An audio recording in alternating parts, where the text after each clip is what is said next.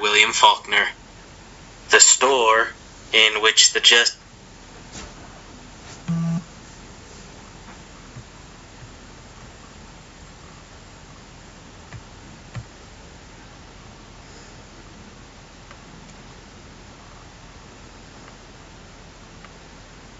of the peace's court was sitting smelled of cheese. The boy, crouched on his nail keg at the back of the crowded room, knew he smelled cheese and more. From where he sat he could see the rank shelves closed packed with the solid, squat dynamic shapes of tin cans whose label his stomach read, not from the lettering, which meant nothing to his mind, but from the scarlet devils and the silver curve of fish. This, the cheese which he knew smelled, and the hermetic meat which his intestines believed he smelled coming in intermittent gust, momentary and brief between the other constant one. The smell and sense just a little of fear, because mostly of despair and grief. The old fierce pull of blood.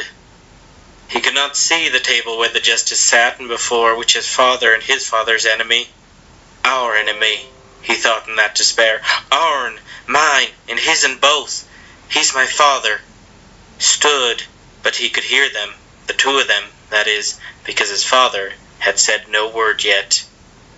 But what proof have you, Mr. Harris? I told you the hog got into my corn. I caught it up and sent it back to him. He had no fence that would hold it.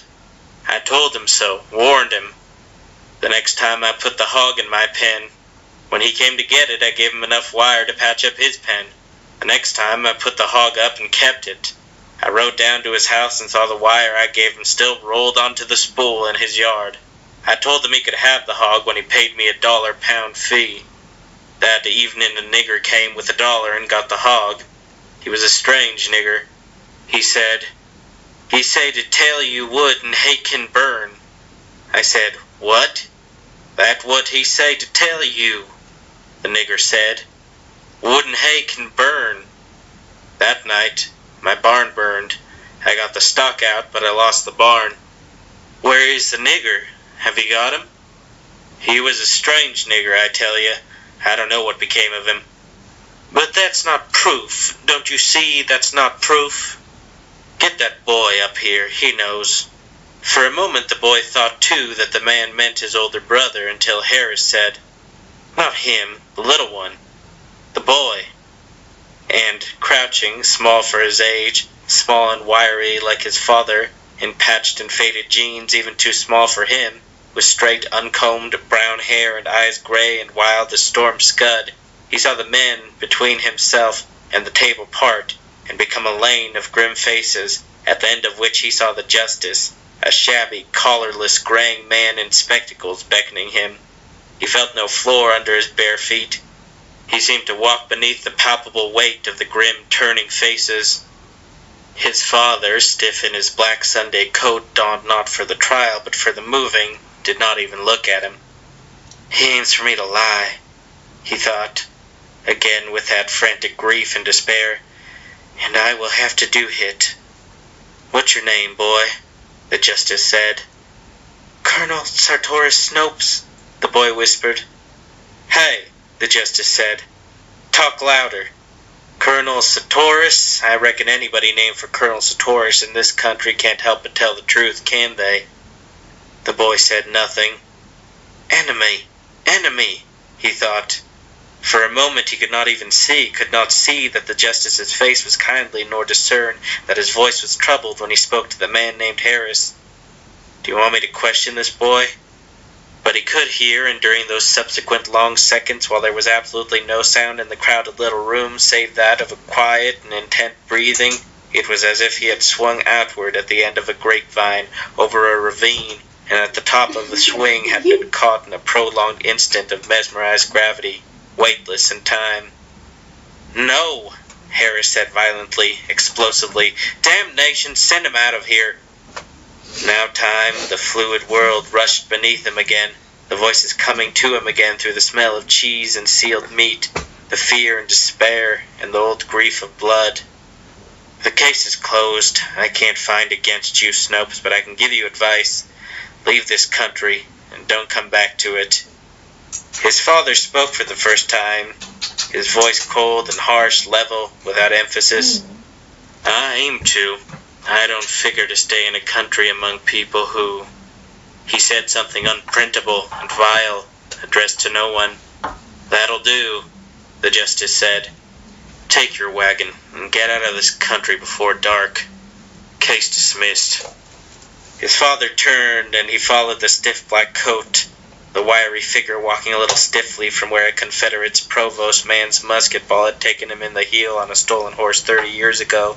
Followed the two backs now, since between the two lines of grim-faced men and out of the store, and across the worn gallery and down the sagging steps, and among the dogs and half-grown boys in the mild May dust, where as he passed a voice hissed, "Barn burner!" Again he could not see, whirling. There was a face in a red haze, moon-like, bigger than the full moon, the owner of it half again his size, he leaping in the red haze toward the face, feeling no blow, feeling no shock when his head struck the earth, scrabbling up and leaping again, feeling no blow this time either, and tasting no blood, scrabbling up to see the other boy in full flight, and himself already leaping into pursuit as his father's hand jerked him back, the harsh, cold voice speaking above him. Go. Get in the wagon. It stood in a grove of locusts and mulberries across the road, his two hulking sisters in their Sunday dresses and his mother and her sister in calico and sunbonnets were already in it, sitting on and among the sorry residue of the dozen and more movings which even the boy could remember, the battered stove, the broken beds and the chairs, the clock inlaid with mother of pearl which would not run, stopped at some 14 minutes past 2 o'clock of a dead and forgotten day and time, which had been his mother's dowry. She was crying, though when she saw him she drew her sleeve across her face and began to descend from the wagon. Get back, the father said. He's hurt. I gotta get some water and wash his... His older brother had appeared from somewhere in the crowd, no taller than the father but thicker, chewing tobacco steadily. Get back in the wagon, his father said. He got in too, over the tailgate. His father mounted to the seat where the older brother already sat, and struck the gaunt mules 2 savage blows with the peeled willow, but without heat. It was not even sadistic.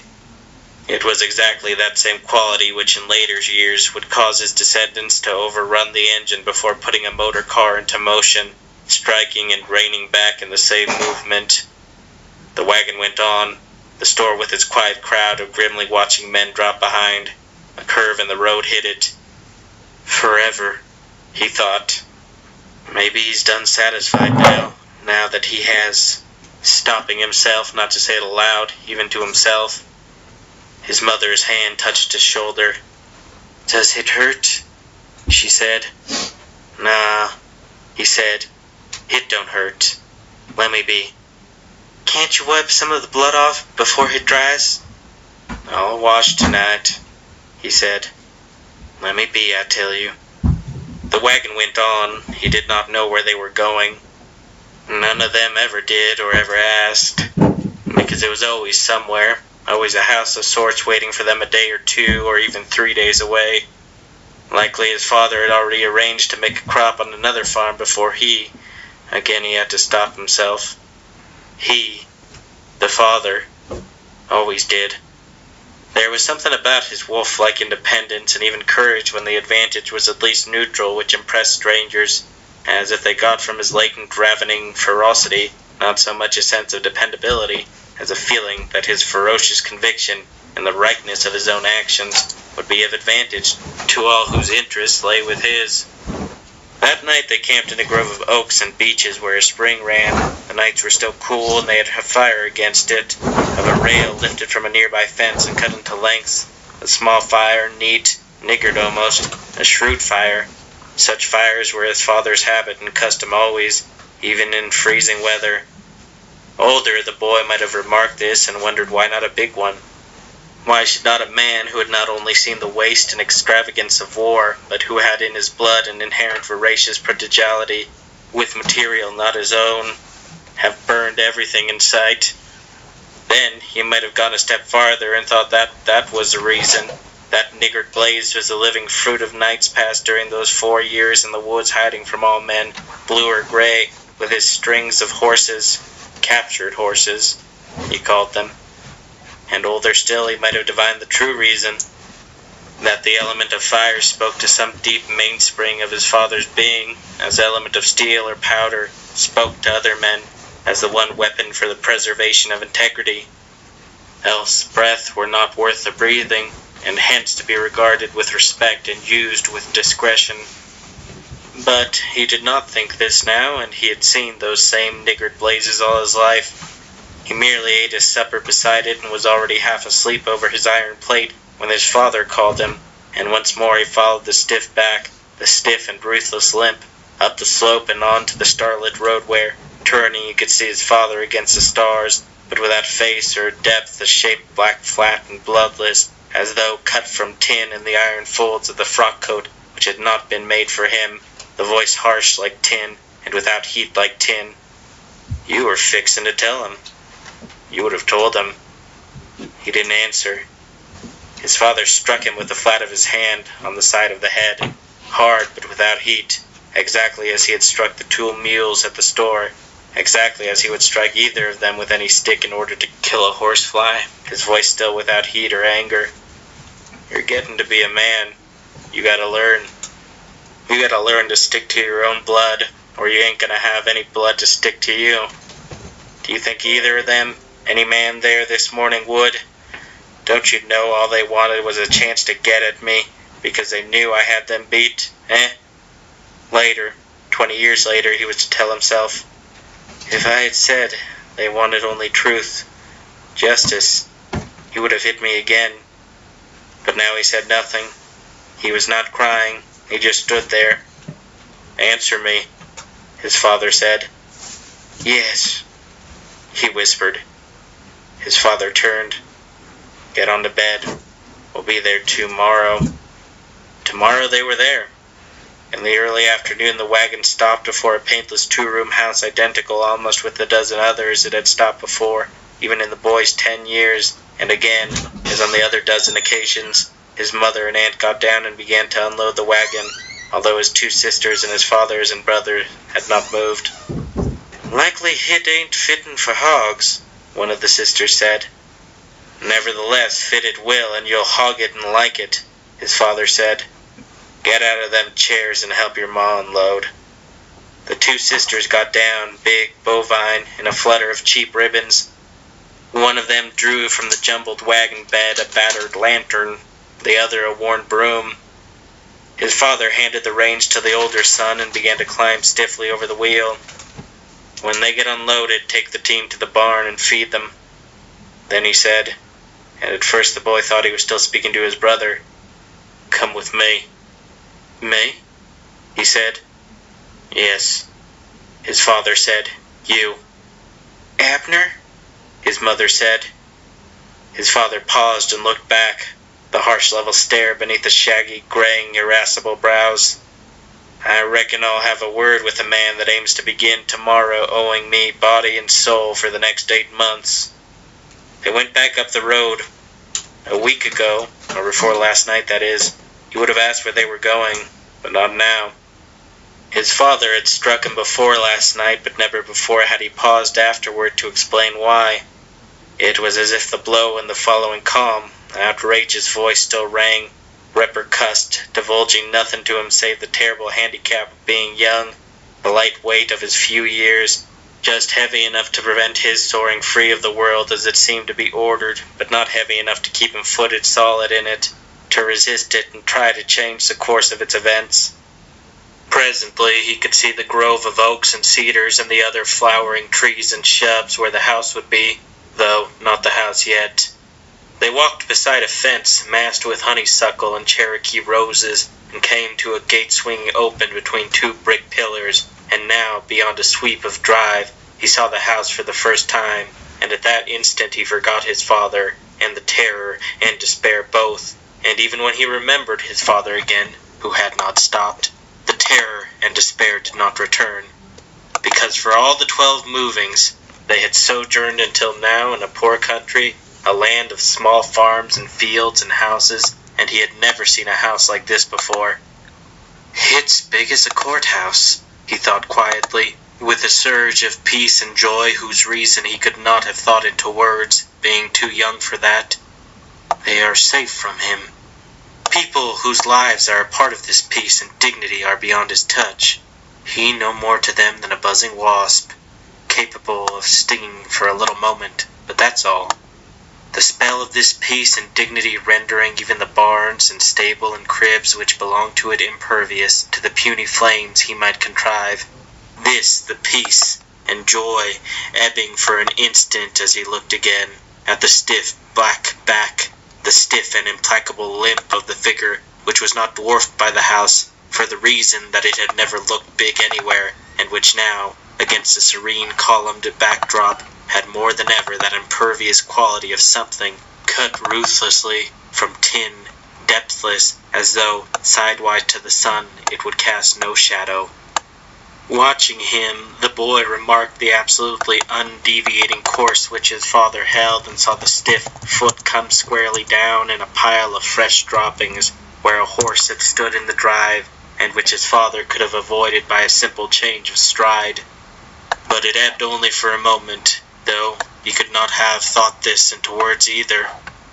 Walking on in the spell of the house, which he could even want, but without envy, without sorrow, certainly never with that ravening and jealous rage which, unknown to him, walked in the iron-like black coat before him.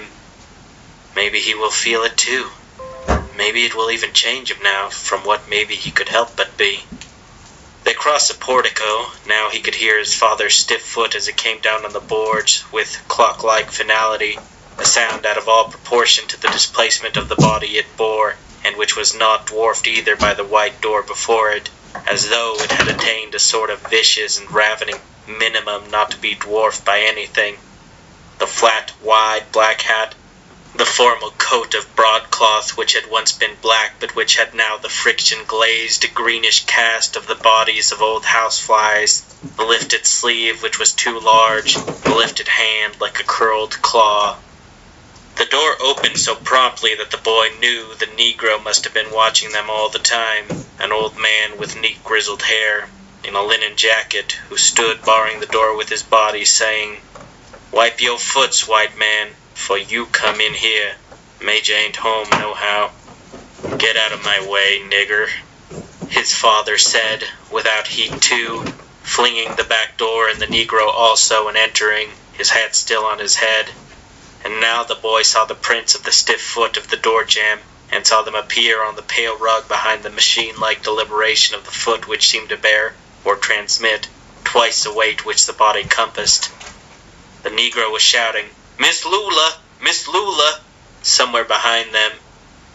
Then the boy, deluged as though by a warm wave, by a suave turn of carpeted stair, and a pendant glitter of chandeliers, and a mute gleam of gold frames, heard the swift feet and saw her too, a lady.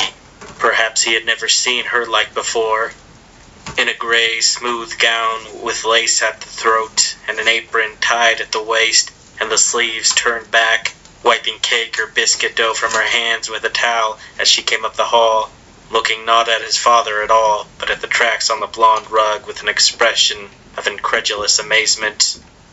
"I tried," the Negro cried. "I told him to." "Will you please go away?" she said in a shaking voice. "Major Despain is not at home. Will you please go away?" His father had not spoken again. He did not speak again. He did not even look at her. He just stood stiff in the center of the rug, in his hat, the shaggy iron-gray brows twitching slightly above the pebble-colored eyes, as he appeared to examine the house with brief deliberation. Then, with the same deliberation, he turned. The boy watched him pivot on the good leg and saw the stiff foot drag round the arc of the turning, leaving a final long and fading smear. His father never looked at it. He never once looked down at the rug. The Negro held the door. It closed behind them, upon the hysteric and indistinguishable woman wail. His father stopped at the top of the steps and scraped his boot clean on the edge of it. At the gate he stopped again.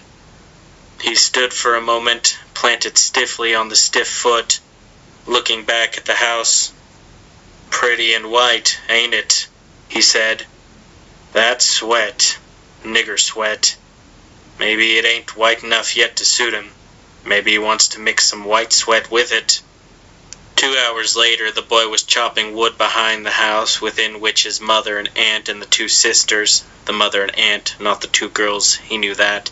Even at this distance, and muffled by walls, the flat, loud voices of the two girls emanated in incorrigible, idle inertia, were setting up the stove to prepare a meal, when he heard the hoofs and saw the linen-clad man on a fine sorrel mare, whom he recognized even before he saw the rolled rug in front of the Negro youth, following on a fat bay carriage horse, a suffused, angry face vanishing, still at full gallop, beyond the corner of the house where his father and brother were sitting in the two tilted chairs, and a moment later, almost before he could have put the axe down, he heard the hoofs again and watched the sorrel mare go back out of the yard, already galloping again. Then his father began to shout one of the sisters' names, who presently emerged backward from the kitchen door, dragging the rolled rug along the ground by one end while the other sister walked behind it. "If you ain't going to tote, go on and set up the washpot," the first said. "You, satyr," the second shouted, "set up the washpot." His father appeared at the door, framed against that shabbiness as he had been against that other bland perfection, impervious to either, the mother's anxious faces at his shoulder. "Go on," the father said. "Pick it up." The two sisters stooped, broad, lethargic. Stooping, they presented an incredible expanse of pale cloth and a flutter of tawdry ribbons. "If I thought enough of a rug to have to get hit all the way from France, I wouldn't keep it where folks coming in would have to tromp on it," the first said. They raised the rug. "Abner," the mother said, "let me do it." "You go back and get dinner," his father said. "I'll tend to this." From the woodpile through the rest of the afternoon, the boy watched them. The rug spread flat in the dust beside the bubbling washpot, the two sisters stooping over it with that profound and lethargic reluctance, while the father stood over them in turn, implacable and grim, driving them, though never raising his voice again. He could smell the harsh homemade lye they were using. He saw his mother come to the door once and look toward them with an expression not anxious now, but very like despair. He saw his father turn, and he fell to with the axe and saw from the corner of his eyes his father raise from the ground a flattish fragment of fieldstone and examine it and return to the pot, and this time his mother actually spoke. "Abner, Abner, please don't. Please, Abner." Then he was done too. It was dusk. The whippoorwills had already begun. He could smell coffee from the room where they would presently eat the cold food remaining from the mid-afternoon meal, though when he entered the house he realized they were having coffee again, probably because there was a fire on the hearth, before which the rug now lay spread over the backs of the two chairs. The tracks of his father's foot were gone. Where they had been were now long, water-cloudy scoriations resembling the sporadic course of a Lilliputian mowing machine. It still hung there while they ate the cold food and then went to bed, scattered without order or claim up and down the two rooms, his mother in one bed, where his father would later lie, the older brother in the other, himself, the aunt, and the two sisters on pallets on the floor. But his father was not in bed yet. The last thing the boy remembered was the depthless, harsh silhouette of the hat and coat bending over the rug, and it seemed to him that he had not even closed his eyes when the silhouette was standing over him, the fire almost dead behind it, the stiff foot prodding him awake. "Catch up the mule," his father said. When he returned with the mule, his father was standing in the black door, the rolled rug over his shoulder. "Ain't you going to ride?" he said. "No. Give me your foot." He bent his knee into his father's hand. The wiry, surprising power flowed smoothly, rising, he rising with it, on to the mule's bare back. They had owned a saddle once. The boy could remember it, though not when or where, and with the same effortlessness his father swung the rug up in front of him. Now in the starlight they retraced the afternoon's path, up the dusty road rife with honeysuckle. through the gate and up the black tunnel of the drive to the lightless house, where he sat on the mule and felt the rough warp of the rug drag across his thighs and vanish. "Don't you want me to help?" he whispered. His father did not answer, and now he heard again that stiff foot striking the hollow portico with that wooden and clock-like deliberation, that outrageous overstatement of the weight it carried. The rug hunched, not flung. The boy could tell that even in the darkness. From his father's shoulders struck the angle of wall and floor with a sound unbelievably loud, thunderous, then the foot again, unhurried and enormous.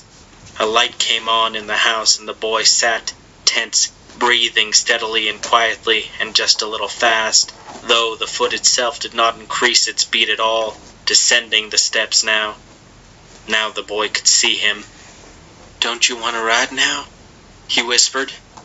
"We can both ride now." The light within the house altering now, flaring up and sinking. "He's coming down the stairs now," he thought.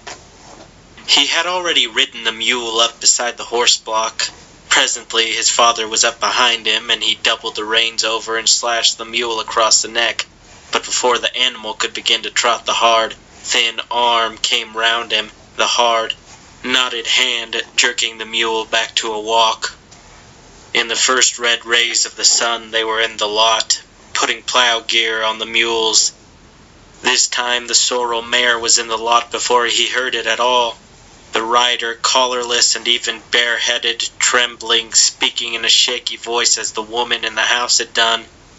His father merely looking up once before stooping again to the hame he was bucking, so that the man on the mare spoke to his stooping back. "You must realize you have ruined that rug. Wasn't there anybody here, any of your women?" He ceased shaking, the boy watching him, the older brother leaning now in the staple of the door, chewing, blinking slowly and steadily at nothing apparently. "It cost $100, but you never had $100. You never will. So I'm going to charge you 20 bushels of corn against your crop. I'll add it in your contract, and when you come to the commissary you can sign it. That won't keep Mrs. Despain quiet, but maybe it will teach you to wipe your feet off before you enter her house again." Then he was gone. The boy looked at his father, who still had not spoken or even looked up again, who was now adjusting the loggerhead in the hame. "Pap?" he said. His father looked at him. Suddenly the boy went toward him, fast, stopping as suddenly. "You done the best you could," he cried. "If he wanted it done differently, why didn't he wait and tell you how? He won't get no 20 bushels.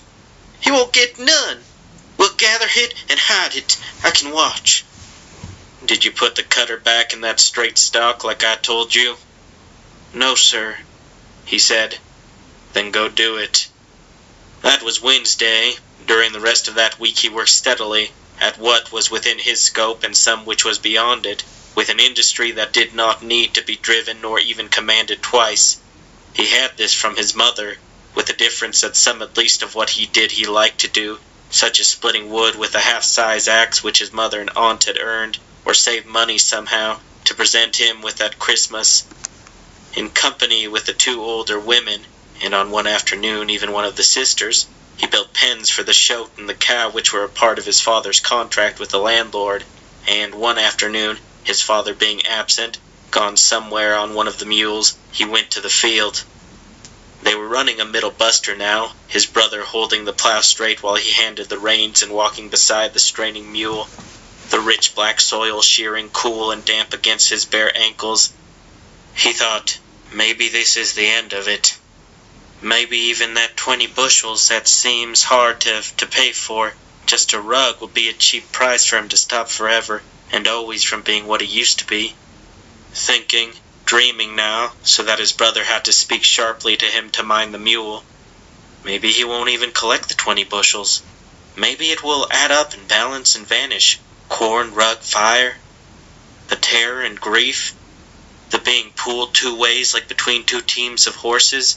Gone, done with, forever and ever. Then it was Saturday. He looked up from beneath the mule he was harnessing and saw his father in the black coat and hat. "Not that," his father said. "The wagon gear."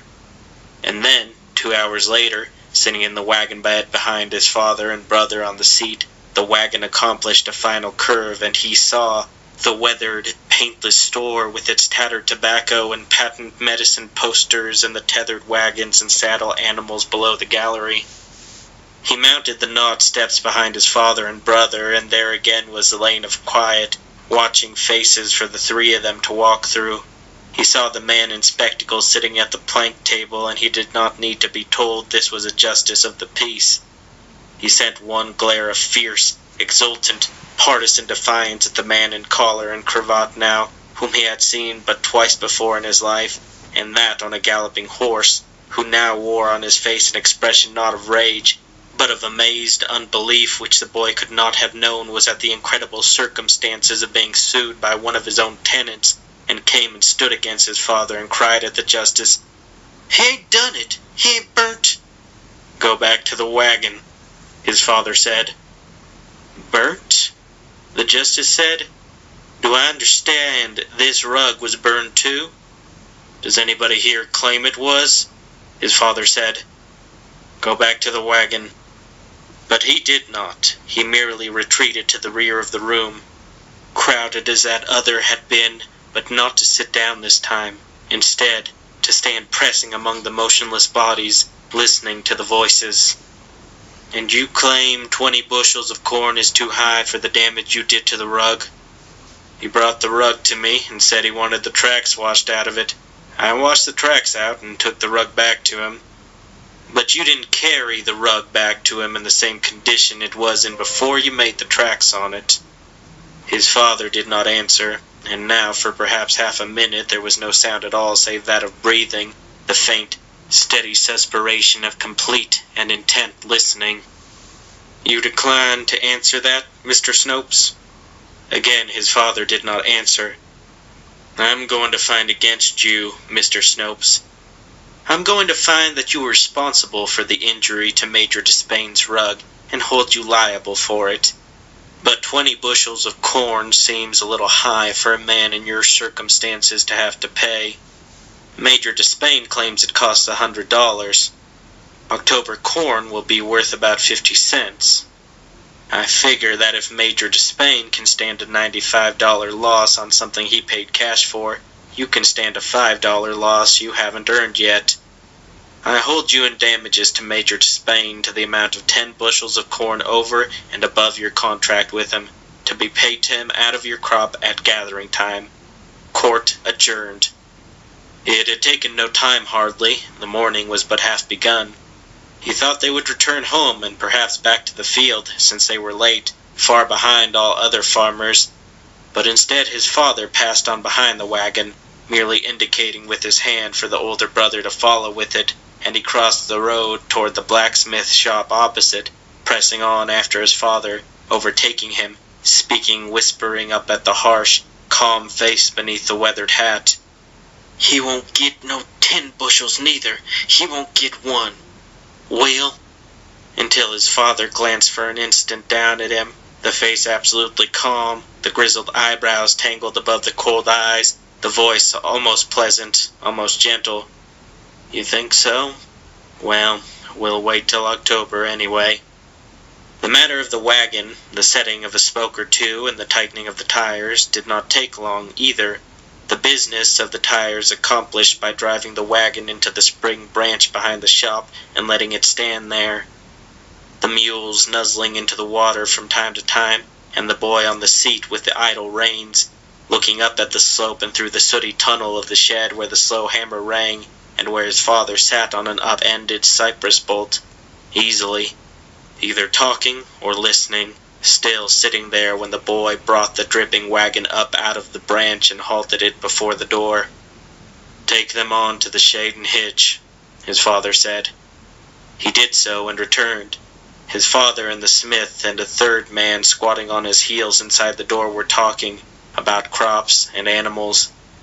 The boy, squatting too in the ammoniac dust and hoof parings and scales of rust, heard his father tell a long and unhurried story out of the time before the birth of the older brother even, when he had been a professional horse trader. And then his father came up beside him where he stood before a tattered last year's circus poster on the other side of the store, gazing rapt and quiet at the scarlet horses, the incredible poisings and convolutions of tulle and tights and the painted leer of comedians, and said, "It's time to eat." But not at home. Squatting beside his brother against the front wall, he watched his father emerge from the store and produce from a paper sack a segment of cheese and divide it carefully and deliberately into 3 with his pocket knife, and produce crackers from the same sack. They all 3 squatted on the gallery and ate, slowly, without talking. Then, in the store again, they drank from a tin dipper tepid water smelling of the cedar bucket and of living beech trees. And still they did not go home.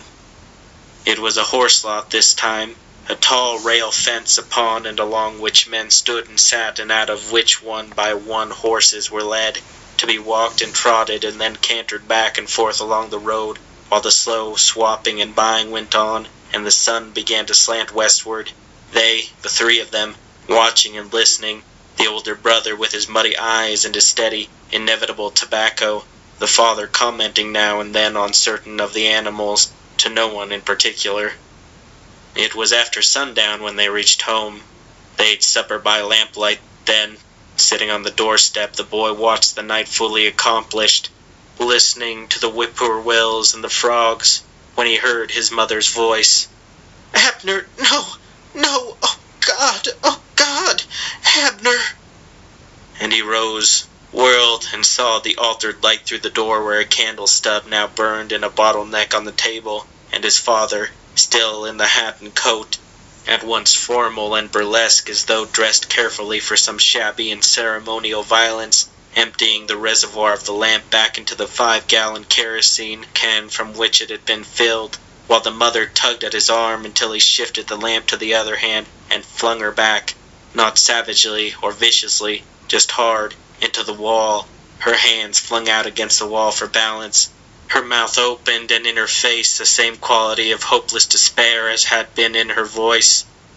Then his father saw him standing in the door. "Go to the barn and get that can of oil we were oiling the wagon with," he said. The boy did not move. Then he could speak. "What?" he cried. "What are you—" "Go get that oil," his father said. "Go." Then he was moving, running outside the house toward the stable. This, the old habit, the old blood which he had not been permitted to choose for himself, which had been bequeathed him willy-nilly, and which had run for so long, and who knew where, battening on what of outrage and savagery and lust, before it came to him. I could keep on, he thought. I could run on and never look back, never need to see his face again. Only I can't. I can't. The rusted can in his hand now, the liquid splashing in it as he ran back to the house and into it, into the sound of his mother's weeping in the next room, and handed the can to his father. "Ain't you going to even send a nigger?" he cried. "At least you sent a nigger before." This time his father didn't strike him. The hand came even faster than the blow had. The same hand which had set the can on the table with almost excruciating care, flashing from the can toward him too quick for him to follow it, gripping him by the back of the shirt and onto tiptoe before he had seen it quit the can, the face stooping at him in breathless and frozen ferocity, the cold, dead voice speaking over him to the older brother who leaned against the table, chewing with that steady, curious, sidewise motion of cows. "Empty the can into the big one, and go on. I'll catch up with you."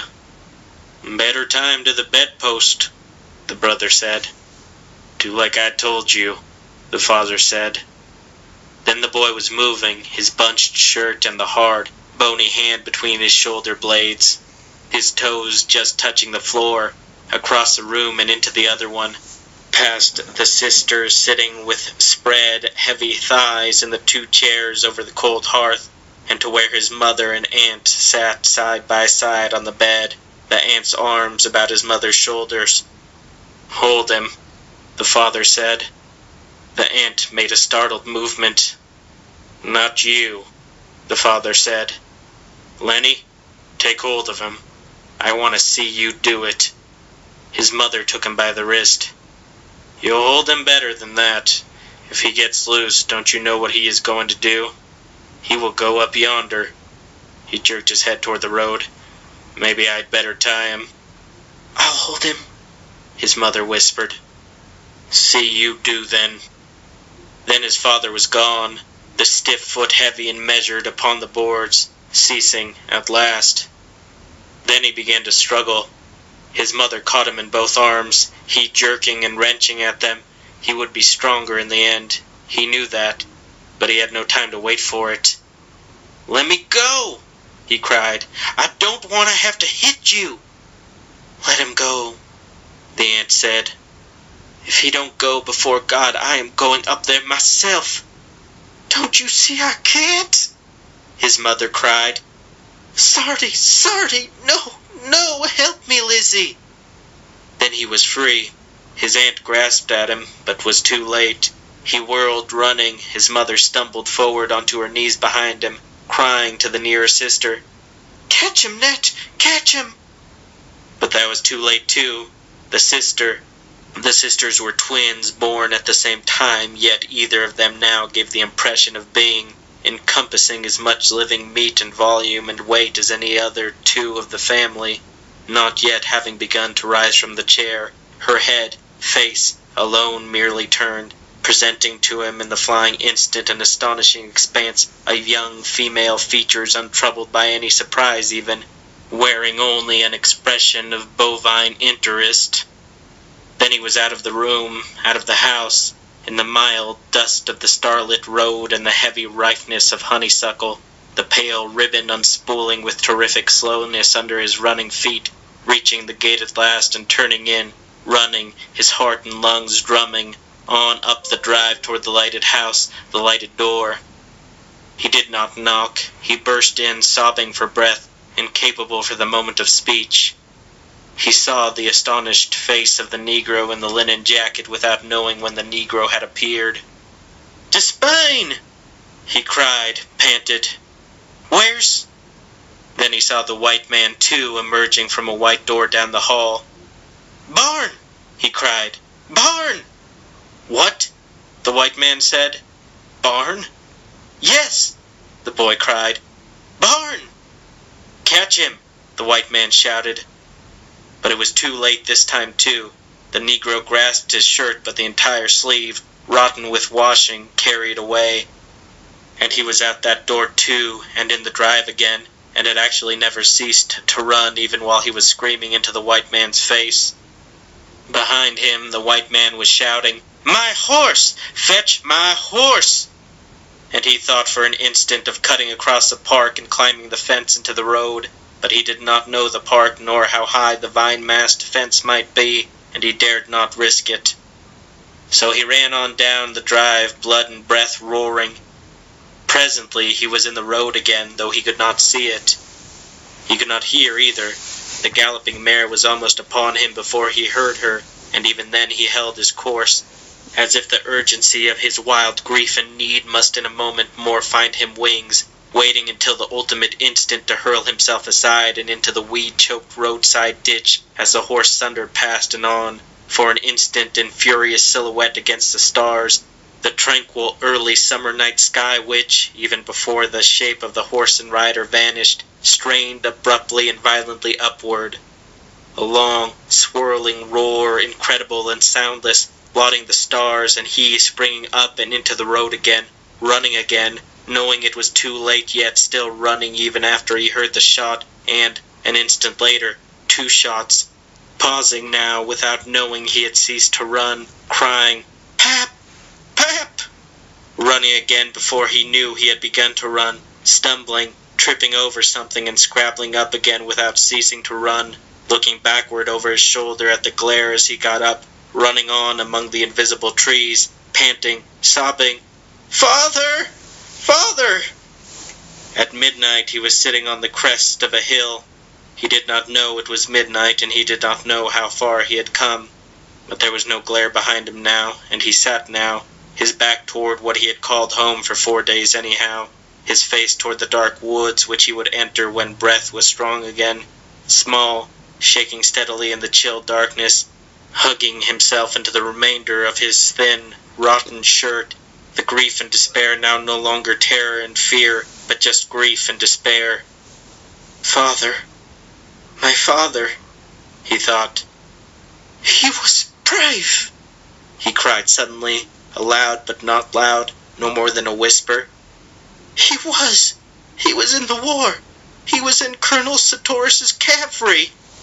Not knowing that his father had gone to that, was a private in the fine old European sense, wearing no uniform, admitting the authority of and giving fidelity to no man or army or flag, going to war as Malbrook himself did, for booty. It meant nothing and less than nothing to him if it were enemy booty or his own. The slow constellations wheeled on. It would be dawn, and then sun-up after a while, and he would be hungry. But that would be tomorrow, and now he was only cold, and walking would cure that. His breathing was easier now, and he decided to get up and go on, and then he found that he had been asleep because he knew it was almost dawn, the night almost over. He could tell that from the whippoorwills. They were everywhere now among the dark trees below him, constant and inflectioned and ceaseless, so that, as the instant for giving over to the day birds drew nearer and nearer, there was no interval at all between them. He got up. He was a little stiff, but walking would cure that too, as it would the cold, and soon there would be the sun. He went on down the hill, toward the dark woods within which the liquid silver voices of the birds called unceasing, the rapid and urgent beating of the urgent inquiring heart of the late spring night. He did not look back.